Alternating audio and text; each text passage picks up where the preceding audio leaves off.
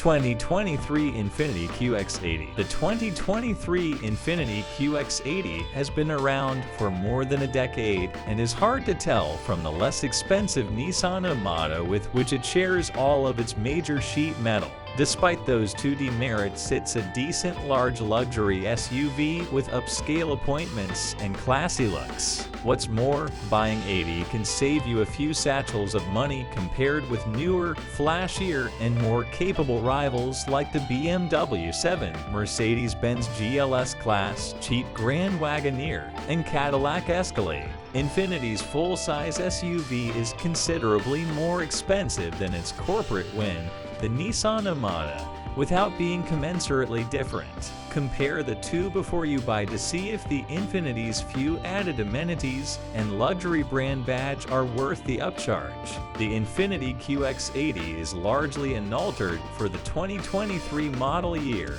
though it does get a couple of new features. The brand's lane departure system now provides haptic feedback through the steering wheel, and the addition of Amazon Alexa gives QX80 passengers a more familiar voice command protocol. Beyond that, the Infiniti Premium Care Complimentary Maintenance Plan has been rolled out for the QX80 along with every other vehicle in the lineup, which covers scheduled maintenance items for the first 3 years, including oil changes, inspections, brakes fluid flushes, and more. Engine, transmission, and performance. The QX80 teams a 400 horsepower 5.6-liter V8 with a 7-speed automatic transmission and either rear or all-wheel drive. The last version we tested ran from 0 to 60 miles per hour in 5.9 seconds. While that's speedy given this SUV's size, every other competitor we tested was even quicker. Still, we loved the engine's smooth power delivery and snappy throttle response. Too bad it was hard to hustle on the highway with a transmission that hesitated to downshift. But around town, this Infiniti galloped with grace, its exhaust note growling after heavy-footed accelerator applications. A comfortable ride couldn't make up for the fact that the QX80 felt less athletic than the 450 Israeli new shekels. So if you're looking for a mega luxury SUV with sharp driving dynamics, you should look elsewhere. The Infiniti's serene character will satisfy buyers who want to be coddled.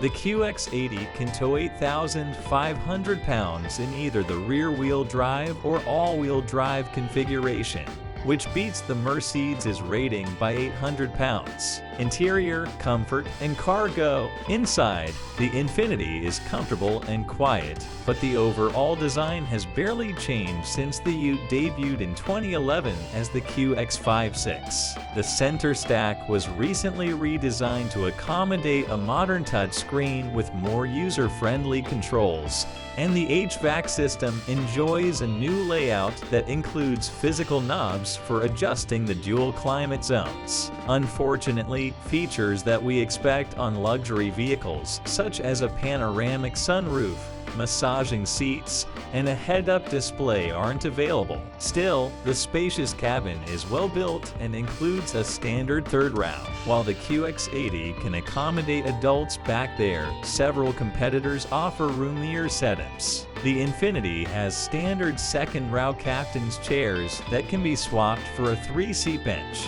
Those who can't find enough space to store their property inside the QX80 should appear on an episode of Hoarders. The Infiniti has ample interior cubby space, and it held the most luggage behind the third row among similarly sized rivals. Infotainment and connectivity. Infiniti modernized the QX80's infotainment system for the previous 2022 model year by discarding the old and maligned dual-screen setup and replacing it with a much larger and more intuitive single 12.3-inch touchscreen. This unit features the brand's InTouch connectivity services as well as standard onboard navigation, Android Auto, and Apple CarPlay, with the latter now wirelessly accessible. Amazon Alexa provides further connectivity by carrying out voice commands as a standard feature. Every QX80 comes with a 13-speaker Bose stereo,